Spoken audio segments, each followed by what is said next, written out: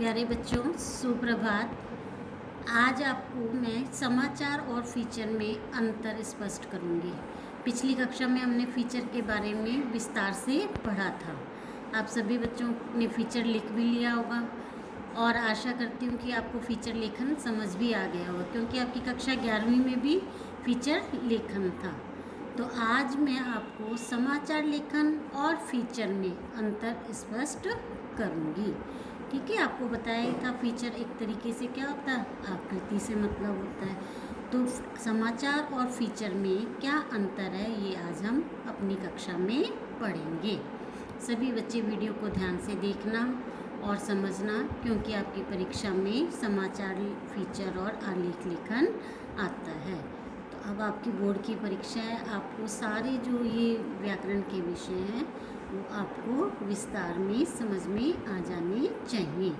आपको बताए समाचार आप देखते हो, समाचार पत्र में प्रतिदिन आप समाचार पढ़ते हो ना, तो उसमें क्या देखते हो आप समाचार, किसी भी कोई भी घटना होती है उसको किस में लिखा हुआ होता है, उल्टा पिरामिड शैली में। उल्टा पिरामिड शैली का मतलब क्या होता है, विस्तार से शुरू होकर उसके सार पर ख़त्म होना।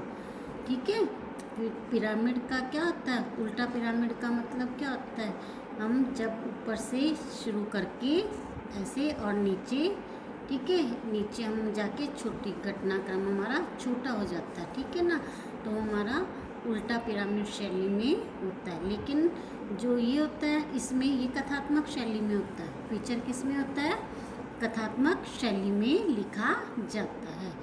समाचार लेखन की क्या होती है, शब्द सीमा होती है, एक उसका जो घटना होती है उसके आधार पर उसकी शब्द सीमा होती है। लेकिन फीचर लेखन में आपको पिछली बार भी बताया था, वैसे तो इसकी कोई शब्द सीमा नहीं होती, 2000 शब्दों तक भी लिखा जाता है, इससे आगे तक भी।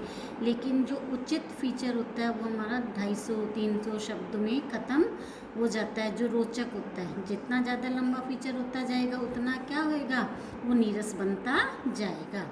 तो आप जब अगर आपको समाचार पत्र और फीचर लेखन में अंतर स्पष्ट होगा तो आप फीचर लेखन अच्छे से कर सकोगे। समाचार लेखन में तथ्यों की सत्यता पर जोर दिया जाता है, जबकि फीचर में हम अपनी भावनाओं और राय को भी शामिल कर सकते हैं। कोई भी आप समाचार देखोगे, आप उसके जब लेखन करते हो तो उसमें तथ्यों की सत्यता पर, चाहे आप प्रतिदिन देख रहे हो कि महाराष्ट्र में मान लो कोरोना संक्रमित लोगों का आपके पास समाचार आता है, तो उसकी सत्यता क्या होगी कि महाराष्ट्र में पहले कितने कोरोना संक्रमित थे, अब कितने हो गए, कौन से क्षेत्र में कितने मरीजों की संख्या बढ़ी है, कितने उनमें से मौत को प्राप्त हो गए हैं, इनकी मृत्यु को प्राप्त हो गए हैं, कितने उसमें से मरीजों की संख्या में सुधार हुआ है।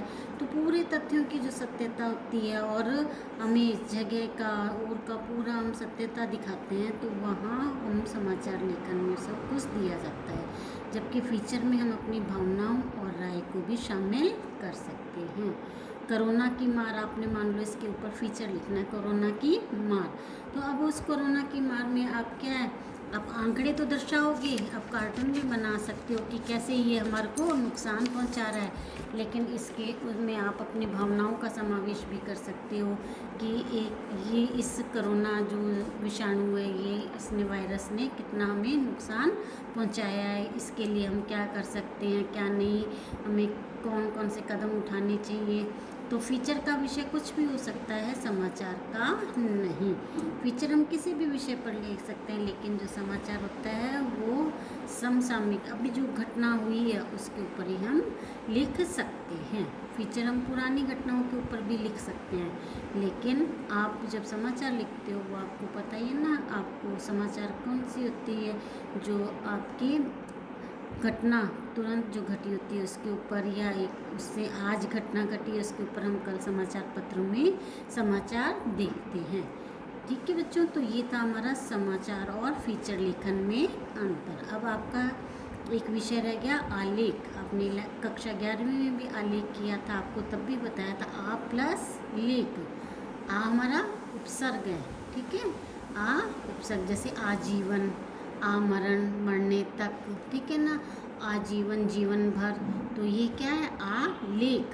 लेख आपको लेखन, निबंध, ठीक है, तो जिसे हम अंग्रेजी में क्या कहते हैं, आर्टिकल कहते हैं।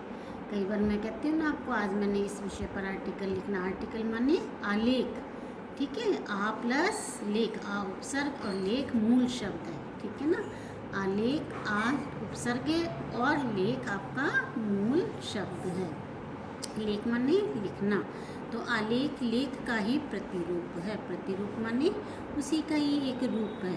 किसका? निबंध का ही प्रतिरूप है, ठीक है। अर्थात किसी भी विषय को जब हम पूर्णता के साथ लिखते हैं, पूर्णता के साथ माने उसके बारे में विस्तृत जानकारी देते हैं, तब वो क्या बन जाता है। अब कोरोना की मार में आप चीन से कैसे ये आया, कैसे ये फैला, कब ये भारत में आया, भारत में पहला मरीज कहाँ पाया गया, उसके बाद ये कैसे कैसे बढ़ा, पूरा आप जब विस्तार से उसका पूर्णता के साथ वर्णन करोगे तो वो आपका आलेख बन जाएगा। आलेख लेख से बड़ा भी हो सकता है, ठीक है ना। लेकिन हम जितना भी संक्षिप्त और गागर में सागर भरेंगे उतना ही वो रुचिकर और सरस कहलाएगा, ठीक है। आलेख लिखते समय हमें निम्नलिखित बातों का ध्यान रखना चाहिए।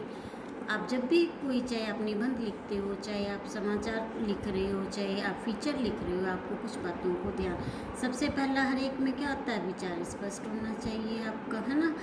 चाहे आप फीचर लिख रहे हो, चाहे आप आलेख लिख रहे हो, आपका विचार, आप किस विषय के ऊपर लिख रहे हो, उस विषय से संबंधित जो आपके विचार हैं वो उस लेखन में, यानी कि आपका फीचर या आलेख में, वो पूर्ण रूप से स्पष्ट होने चाहिए, उनका पूर्ण रूप से वर्णन होना चाहिए, समझने लायक होने चाहिए वो, ठीक है।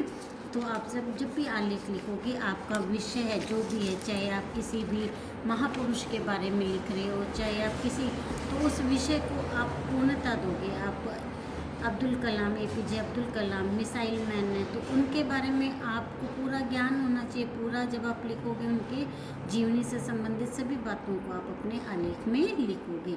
भाषा सरल एवं सहज होनी चाहिए, यही आपको फीचर में समझाया गया था। विश्लेषण शैली का प्रयोग, विश्लेषण माने वर्णनात्मक, जिसका हम वर्णन कर सकें, उस शैली का प्रयोग होना चाहिए। नवीनता एवं रोचकता होनी चाहिए। नवीनता एवं रोचकता होनी चाहिए माने पढ़ने वाले को कुछ नया और कुछ रोचक पढ़ने को मिले।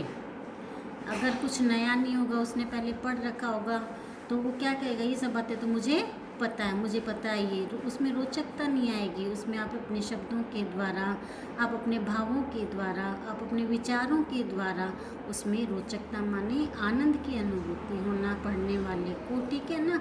उसको रुचिकर अध्ययन करना, उसका पढ़ने का मन करे आपने क्या लिखा है, ठीक है, तो उसको कहते हैं रोचकता होना। आलेख ज्वलन समस्याओं और महत्वपूर्ण विषयों पर लिखा जाना चाहिए।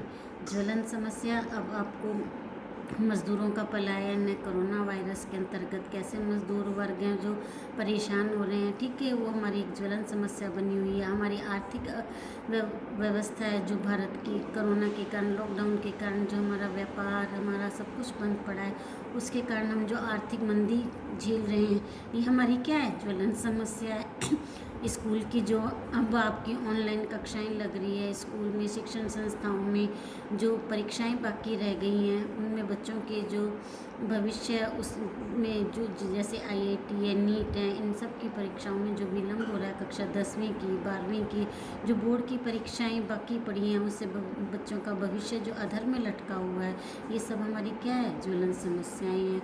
तो इनके ऊपर हमारा क्या है, अभी महत्वपूर्ण विषय पर हमें आलेख लिखना चाहिए। तो अब आपको मान लो आज अब हमारे माननीय प्रधानमंत्री जी ने कहा था कि हमें क्या बनना है, आत्मनिर्भर बनना है। आत्मनिर्भर बनने के लिए हमने क्या करना है, स्वदेशी को अपनाना है और विदेशी को भगाना है। तो आपका ये क्या है, स्वदेशी अपनाओ विदेशी भगाओ पर आपने अपना एक आलेख लिखना है। तो आप अपना सब बच्चे, चाहे वो गर्ल्स हैं चाहे बॉयज़ हैं, अपना कार्य समय पर करें।